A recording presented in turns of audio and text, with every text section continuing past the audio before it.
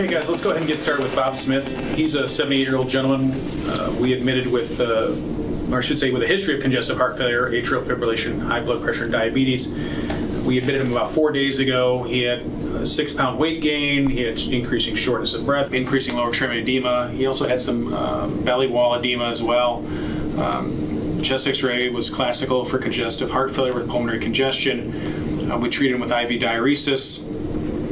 And at the same time, because we weren't quite sure why he had kind of had this increasing exacerbation of heart failure, we went ahead and did an workup for acute coronary syndrome. That was negative. We also given the belly wall edema, looked at an abdominal ultrasound, which didn't show any evidence of ascites. I think one of the reasons that he may have had this congestive heart failure exacerbation was because he was bradycardic down into the 30s when he came in.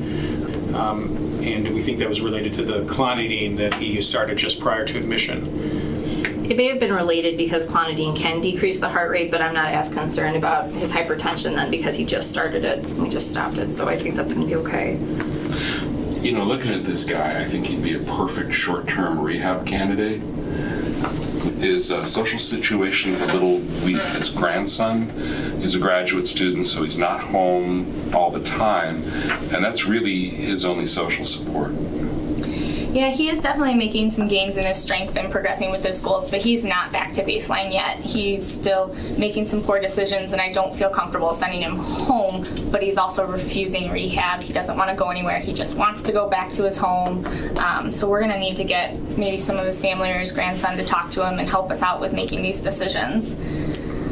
Okay. Well, he is eligible for C-TraC, so I will be calling him at home, making sure that he's okay. And I think we might be able to get him a visiting nurse in there. I talked with him extensively about low-sodium diet as well, and he was really resistant to any suggestions I had about cutting back on certain items that he was like salted popcorn and brats and crackers. Well, that would be something I could talk to him about when I give him a call and kind of review that. Are you sending him home with a list of foods he should avoid? Yeah, I've already done that. Maybe he'd be a good candidate for the CCHT. Diabetes and heart failure? Great. Yeah, I think so. You want to put a consult in, please? Definitely can do that. Thank you.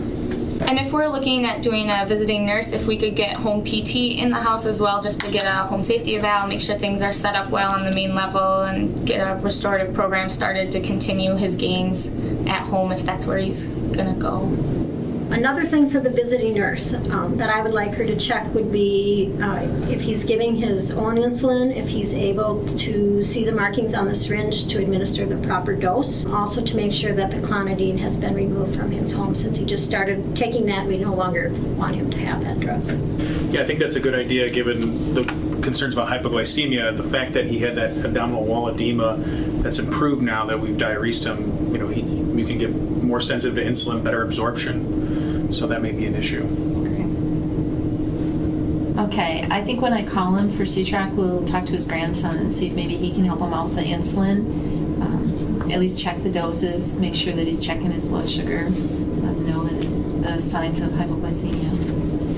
So it sounds to me like what we're talking about for this guy is a visiting nurse referral, RN going out 3 times a week for the first couple of weeks. Let's have her watch weights, blood sugars, medicine management, make sure that's all going well. Make sure all of what she's getting is matching what he's putting in telehealth each day. And then for PT, you're wanting a home safety eval and treat. Okay. The only other thing I think we might want to do is all of us go in together for a few minutes after rounds and just make sure, since he's been resistant to our suggestions so far, that the way to keep him at home, keep him safe and out of the hospital would be to really work with this. You know, I think if we can get all this stuff arranged, I don't see why he couldn't go home today.